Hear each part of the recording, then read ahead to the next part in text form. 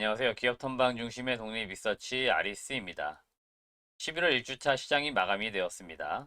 이번 주 국내 시장은 반등이 나오는 듯 했으나 다시 3차선 밑에서 끝나면서 제자리로 돌아간 모습입니다.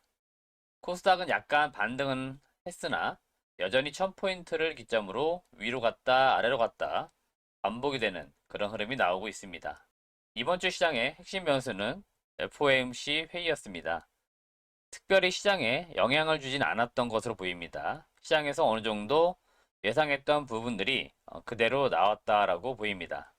테이퍼링의 시작, 그리고 기준금리 인상의 시점, 이런 것들이 대체로 예상했던 대로 나왔다라고 평가가 지금 나오고 있습니다.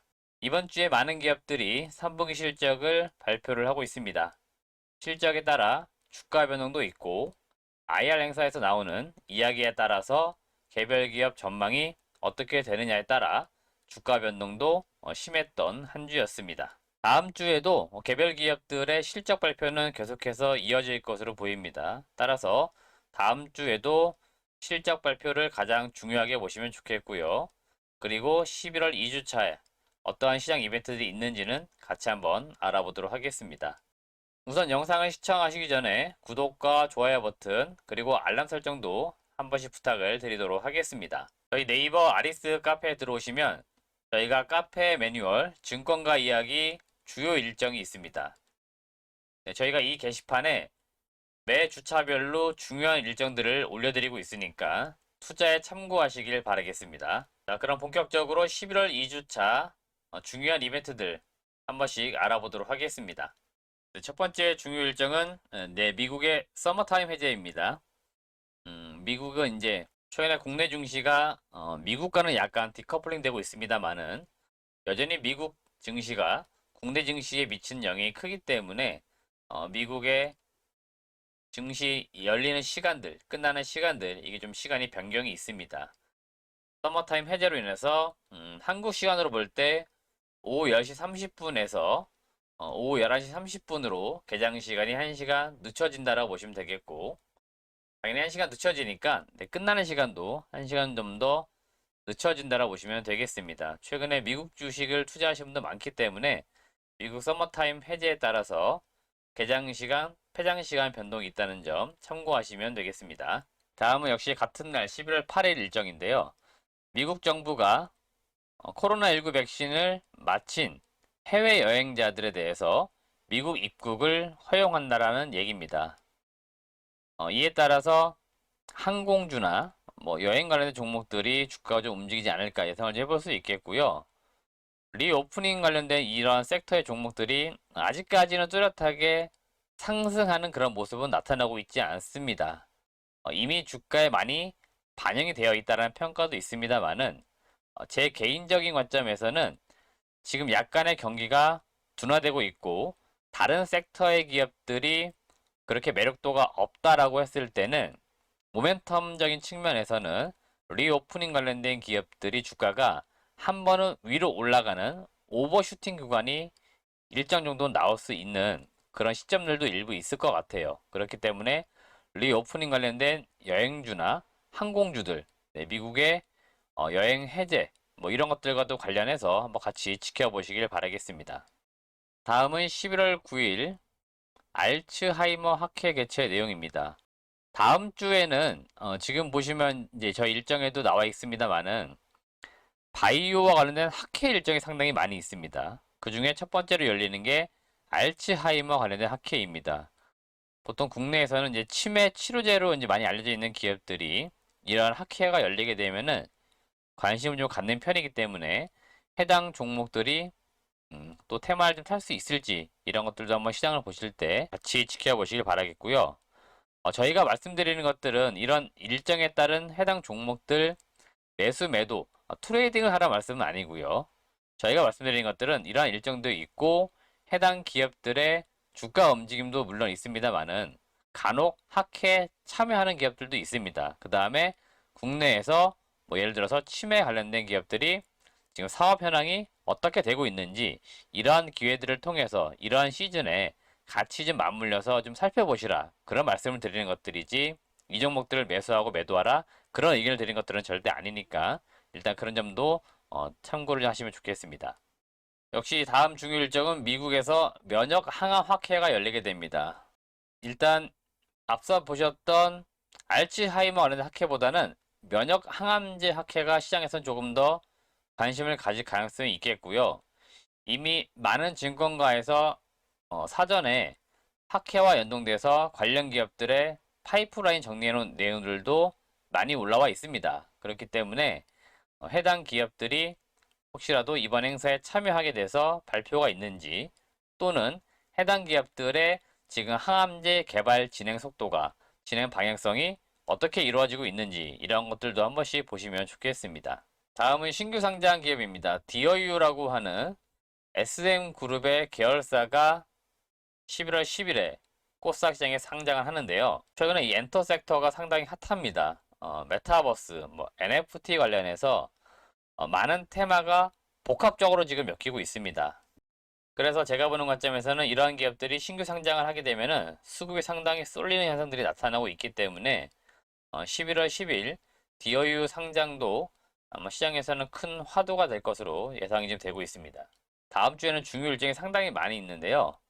그 중에 또 하나가 보시면 11월 10일 현지 시간입니다. 미국에서 드디어 리비안이라고 하는 제2의 테슬라라고 불리는 전기차 업체가 상장을 합니다. 이미 국내에서는 리비안 관련주로 엮였던 기업들이 주가가 크게 지금 오른 그런 상황들이고요. 후발주자라고 하는 기업들까지도 많이 오른 상태입니다. 아마 리비안이 상장하고 나면은 해당 기업들은 오히려 재료 소멸 관점에서 차익 실현이 나올 가능성이 높습니다. 그렇기 때문에 일정 정도 주가의 변동성이 있을 가능성이 있으니까 리비안 관련주로 혹시라도 매수하셨던 분들은 시장 흐름을 좀 잘 지켜보시다가 적절한 시점에 수익 실현을 하시는 건 어떨까라는 의견도 좀 같이 드려보고 싶습니다. 참고로 전기차 시장 좀 말씀을 드려보게 되면은 전기차 시장은 지금 계속 성장하는 거 이제 누구나 다 아는 내용들이고요. 지금 리비안 같은 기업들이 상장하는 것들도 공모 자금을 조달을 하겠죠. 그 다음에 공모 자금을 통해 가지고 그 모인 자금을 통해 공장을 증설하고 새로운 신규 투자가 이루어지면서 계속해서 산업을 아마 키워나갈 것으로 보입니다. 그렇기 때문에 국내 배터리 업체들, 그 다음에 배터리 소재 업체들, 장비 업체, 부품 업체들은 장기적 관점에서 수혜를 보는 관점이니까요. 지금 전기차 관련된 기업들은 제가 볼 때는 포트폴리오에 꼭 한 종목씩은 편입을 좀 하셨으면 좋겠습니다. 아직도 많이 올랐다고 하지만 늦지 않았습니다. 그렇기 때문에 시장이 커지는 만큼 해당 기업들은 반드시 좀 수혜를 보니까 전기차 관련된 기업들 관심 있게 보시면 좋겠습니다. 수소 관련된 산업 이슈입니다. 울산에 국제수소에너지 전시회 및 포럼이 개최가 됩니다. 다 아시겠지만 울산은 현대차가 있는 산업단지가 되겠죠. 그렇기 때문에 개별 지역 이슈이긴 하지만 한국수소산업협회가 주관하고 국내에 수소 생산, 저장, 운송할 수 있는 밸류체인에 있는 기업들이 많이 참여를 합니다. 그래서 이러한 행사가 지역 이슈 같지만 실제로는 산업 섹터 전반의 이슈가 되겠고요.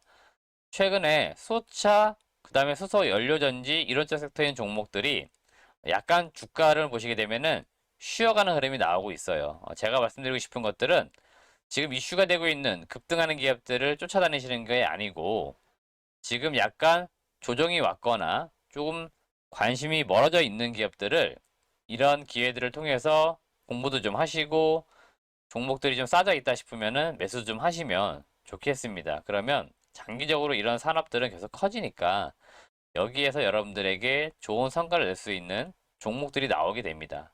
제가 말씀드리는 것들은 단기적으로 트레이딩이 아니라 장기적으로 산업이 커지니까 그 커지는 성장하는 산업 내에서 수혜를 볼 수 있는 기업들이 누가 있는지 어느 기업인지를 여러분들이 좀 찾아보시고 이런 전시회나 온라인 전시회, 온라인 박람회 이런 것들을 통해 가지고 한번 관심을 가져보시라는 의견을 드리는 겁니다. 다음 중요 일정은 중국의 광군제입니다. 예전만 같아도 이 광군제만 열리면 화장품주들이 주가가 많이 움직였는데요. 이제 화장품주들은 주가가 안 움직입니다. 광군제가 열리는 건 다 아는데 별 관심이 없어요. 아마 판매량은 늘어나긴 하겠지만 실제로 실적에 미치는 게 거의 없어 보입니다. 그 다음에 최근에 화장품 섹터를 잘 보시게 되면은 중국 쪽에서 경쟁이 상당히 심화되고 있습니다. 그렇기 때문에 소수 대기업 중심으로 LG 생활건강이나 아모레 퍼시픽 정도만 살아남고 있고, 아니면 애초에 화장품을 만들어주는 ODM 업체들, 대표적으로 코스맥스 정도만 실적이 견조합니다. 그러니까 이 정도만 관심을 갖고 있고, 나머지 중소기업단에 있는 종목들은 아마 관군제가 열린다 하더라도 주가가 그렇게 큰 움직임은 없지 않을까라고 예상을 좀 해보고 있습니다. 다음은 컨텐츠와 관련된 이슈입니다. 드디어 11월 12일에 디즈니 플러스가 국내에 공식적으로 출시를 합니다.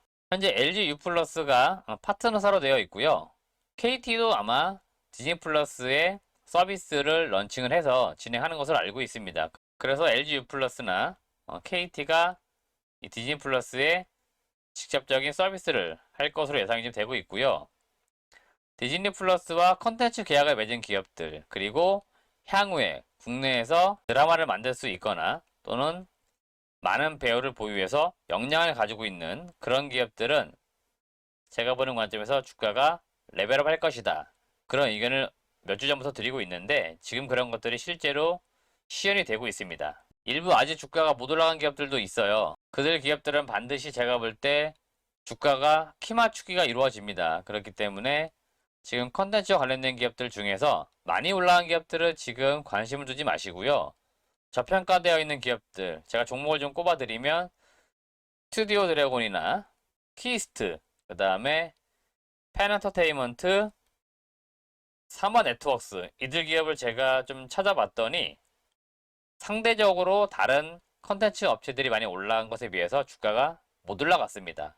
이 기업들이 왜 못 갔나 봤더니 아직 가시적으로 이런 글로벌 OTT 업체들하고 손잡은 그런 것들이 없어요. 또는 스튜디오 드래곤 같은 경우에는 주가가 약간 무겁습니다. 그러다 보니까 아직 못 갔는데, 아마 이들 기업들도 조만간 상승하는 그런 흐름이 나오지 않을까라고 예상을 해볼 수 있겠고, 이제 본격적으로 국내에서 넷플릭스, 애플 TV 플러스, 디즈니 플러스, 그 다음에 국내 웨이브나 티빙 등 많은 OTT 업체들이 경쟁이 되고 있기 때문에 이러한 것들도 한번 산업적 측면에서 관심을 두고 보시면 좋겠습니다. 다음 주에는 일정이 상당히 중요한 것들이 많습니다. 또 한 가지 살펴보실 부분이 바로 MSCI 반기 리뷰입니다. 일단 편입 예상되는 종목들, 그 다음에 편출이 예상되는 종목을 보시면 좋겠고요. 편입 예상되는 종목들은 크래프톤, FNF, LNF, 카카오게임즈, 일진 머티리얼즈가 있고요. 편출은 대우조선해양이 있습니다. 이 편입과 편출에 따라서 항상 수급에 대한 변동 요인이 있으니까 해당 기업들이 지금 미리 선반영돼서 주가가 올라가 있는지, 아니면 리뷰 시점에 주가 변동이 있는지, 이런 것들도 한번 보시면 좋겠습니다. 네, 방금 말씀드린 것처럼 11월 2주차에는 상당히 중요한 일정이 많이 있습니다. 개별 기업들 또는 개별 산업별 일정들이 많이 포진되어 있으니까 제가 말씀드린 내용을 듣고 관심 있는 섹터, 관심 있는 기업이 있으시면은 그 기업 산업에 대해서 조금 더 세부적으로 일정들을 살펴보시길 바라겠고요. 영상은 마무리되었는데요. 영상이 정말 좋았다면 좋아요와 구독 아직 안 하신 분들 있다면 구독도 한 번씩 더 부탁을 좀 드리도록 하겠습니다. 시청해주신 여러분 고맙습니다.